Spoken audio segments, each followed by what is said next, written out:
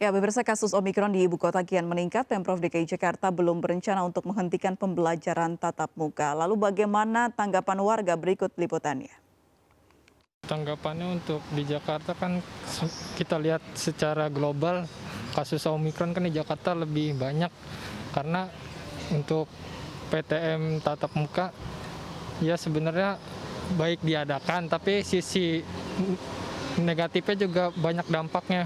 Dampaknya dalam hal karena kasus ini kita lihat secara data dari yang kita ketahui bersama karena tidak bisa kita pungkiri kasus Omikron bisa usai sampai kapan gitu. Kalau saya sih kurang setuju. Pertama karena Omikron sedang naik-naiknya ya.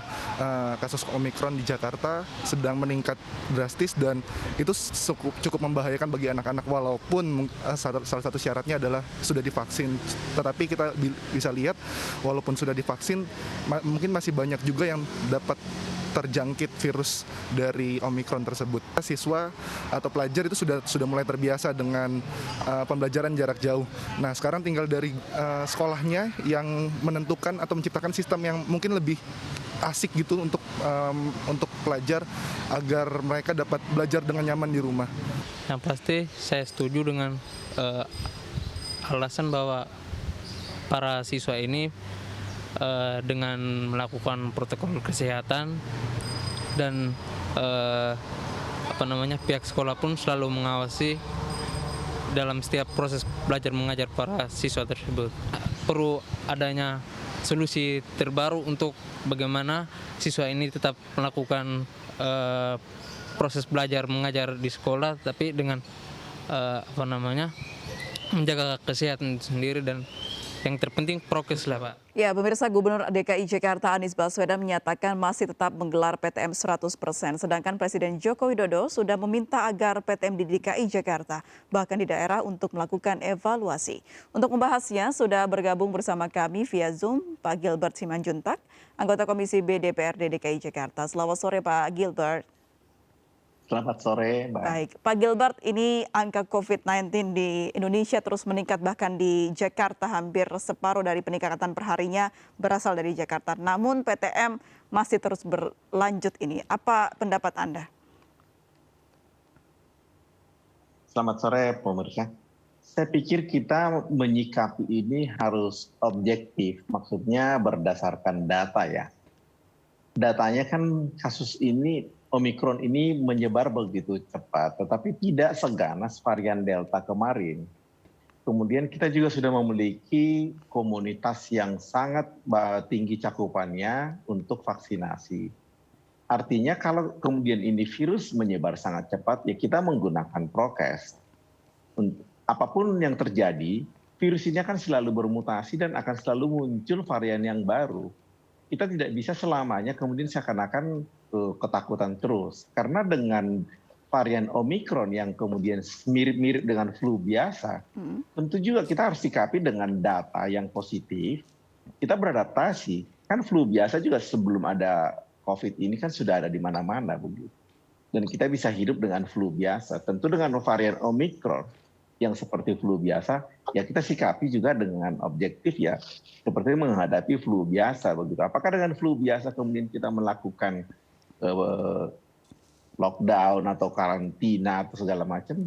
Sebenarnya juga tidak kan begitu. Tetapi karena ini lebih ganas, bukan lebih ganas, lebih cepat menyebar, ya tentu kita juga mesti sikapi juga dengan objektif ya, kita menjaga jarak, pakai masker, itu yang awal-awal kita sebut sebagai normal baru atau new normal. Jadi alasan dari Gubernur DKI Jakarta Anies Baswedan tetap memberlakukan PTM lebih karena Omikron ini tidak seberbahaya Delta begitu, Pak. Apakah ada diskusi lain dengan DPRD? Kita melihat dari data saja, karena gubernur juga kan baru-baru ini baru muncul ke DKI. Kemarin kan lebih ke safari di Jogja. Oke. Kalau melihat data dari Omikron ini, kan tidak seganas Delta. Apakah ini menguntungkan? Ini tentu kita bisa mengambil sesuatu pelajaran. Waktu Delta kemarin memang rumah sakit, gas, tempat tidur rumah sakit, kemudian perlengkapan yang lain tidak mencukupi, sampai kuburan pun kurang. Ya. Tetapi bukan berarti kemudian hal ini terjadi dengan Omikron, karena Omikron ini tidak semematikan Delta. seperti tadi saya katakan, kita tidak mungkin menghindar dari variasi-variasi baru karena namanya virus akan selalu mengalami mutasi. Maksudnya apa? Biar mereka tetap hidup.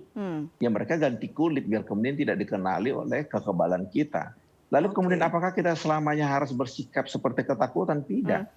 Kalau saya melihat ya ini saatnya kita hidup justru dengan virus ini. Sama dengan kejadian 87 sampai 88 di mana demam berdarah begitu tinggi dan banyak sekali anak-anak yang meninggal, termasuk orang dewasa. Tetapi apakah kemudian kita bisa mengatasi? Bisa. Dan apakah kemudian demam berdarah hilang dari Jakarta? Tidak juga, tetap ada.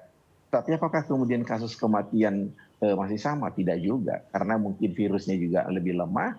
Yang kedua, pengalaman dari dokter-dokter yang menangani juga bertambah sehingga lebih mampu menghadapi perkembangan klinis dari masing-masing pasien. Saya kira kita tidak boleh menyikapi semua kejadian ini tanpa data objektif. Kita harus lebih rasional menghadapinya, saya kira. Baik, Pak Gilbert, kalau tadi Pemprov DKI Jakarta menetapkan kebijakan karena analisa data yang ada. Namun fakta di lapangan, banyak sekali anak-anak yang terpapar COVID-19 ini meskipun responnya atau dampaknya tidak terlalu berat begitu. Namun mereka membawa virus ini ke keluarga dan beberapa anggota keluarga lainnya yang mempunyai komorbid dan bisa terpapar lebih parah mengakibatkan dampak yang fatal hingga meninggal dunia. Ini pun juga termasuk hal yang berbahaya akibat adanya PTM tersebut, Pak. Nah, apakah hal ini sudah sampai pembicaraannya di DPRD dan juga Pemprov DKI Jakarta? Ya, kita juga menyikapi ini. Betul sekali yang disampaikan. Sekarang ini kelompok rentan adalah mereka yang belum divaksinasi, yaitu yang menolak anak-anak di bawah usia 6 tahun, kemudian yang kemarin sakit sehingga tidak dapat vaksin. Sama kemudian penderita penyakit tertentu yang kita katakan penyakit penyerta atau komorbid, yang membuat kalau mereka terinfeksi menjadi parah. Mereka-mereka ini setidaknya harus dapat vaksinasi pertama. Kalau memungkinkan mereka sudah dapat vaksinasi kedua, ya di booster begitu.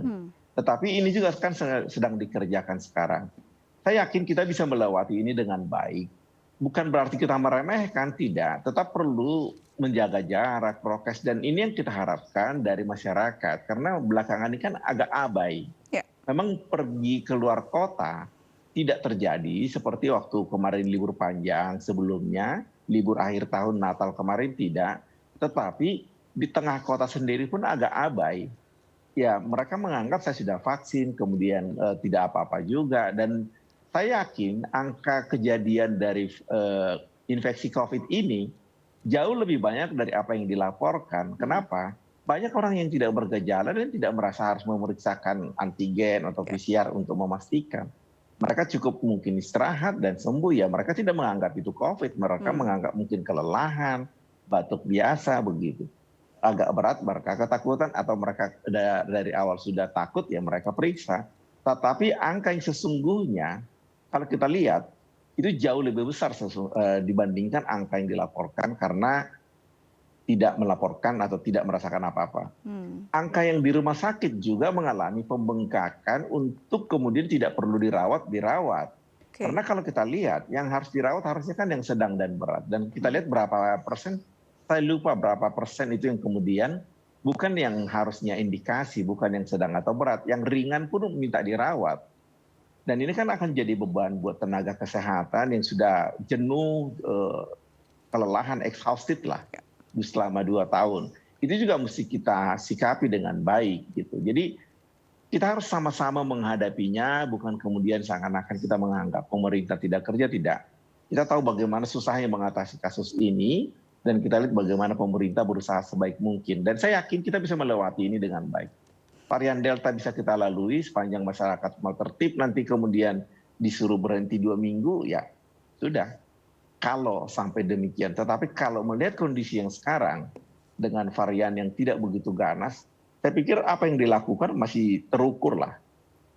By data begitu, menggunakan data yang baik, tidak emosional. Baik, Pak Gilbert, kalau tadi permasalahannya adalah filterisasi mana pasien yang harus layak dibawa ke rumah sakit atau tidak. Apakah sudah ada kebijakan, Pak, dari pemerintah DKI Jakarta untuk bisa memfilterisasi ini agar bor juga tetap bisa terkontrol? Tentu ini sudah disampaikan lewat teman-teman, tetapi kan pelaksanaan ini tentunya ada di Dinas Kesehatan, dan dari legislatif, dari DPRD kita hanya memberikan saran agar kemudian persiapan di lapangan, alat-alat, karena kita tidak tahu munculnya varian baru secara mendadak walaupun sangat tidak mungkin ya. Tetapi kita juga tetap waspada agar tempat tidur, ICU, peralatan ventilator, kemudian obat-obatan yang sekarang sedang diuji coba diadakan di Jakarta, di Indonesia, itu tentu sudah diadakan, dan kita juga tidak diam melihat situasi ini. Makanya kita mengamati perkembangan. Kalau melihat yang meninggal kan kalau tidak salah 12 itu, angka ini tidak sebesar angka yang ditimbulkan oleh Delta kemarin dibandingkan dengan jumlah yang sakit. Oke, tapi ini lebih rendah dari angka Delta. Baik, tapi bukan berarti pemerintah DKI Jakarta atau Pemprov DKI Jakarta tutup mata ya Pak ya, tetap memberikan tolak ukur. Tidak, sama sekali kita tidak tutup mata. Saya menjawab kenapa kemudian seakan-akan tidak melakukan penutupan sekolah segala, hanya menjawab itu, bukan mengatakan bahwa ini remeh, tidak, sama sekali bukan itu tujuannya. Akan ada tolak ukurnya Pak nanti di penyebaran berapa puluh ribu mungkin atau ratusan ribu baru dihentikan PTM-nya?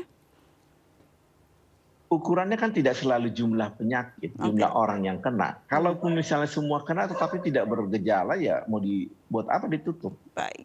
Karena sebuah kebijakan untuk melakukan lockdown, menutup ini, bukan kebijakan yang ringan. Kita mesti memberi masyarakat makanan, kedua ekonomi terpuruk, dan kemudian apa yang kita lakukan dengan lockdown, melakukan online sekolah kemarin, kita bayar dengan kualitas pendidikan yang sangat rendah. Dari WHO sendiri mengatakan bahwa ada generasi yang hilang dalam hal kualitas pendidikan. Saya kira ini juga mesti kita sikapi. Bukan berarti kemudian hanya PTM saja yang harus ditutup. Karena berdampak pada sektor-sektor lainnya juga begitu ya Pak ya, utamanya dengan... sebuah kebijakan itu ada trade off. Baik. Ada yang kita korbankan, dan ini yang harus dihitung baik-baik. Makanya kita percaya pemerintah pusat mempunyai polisi yang baik karena sudah berapa kali pengalaman kan. Gelombang 1, gelombang 2 begitu. Baik. Kita doakan bersama agar Omikron ini tidak meningkat lebih tajam ya Pak Gilbert ya, supaya kita bisa beraktivitas juga seperti sedia kala. Saya harus luruskan.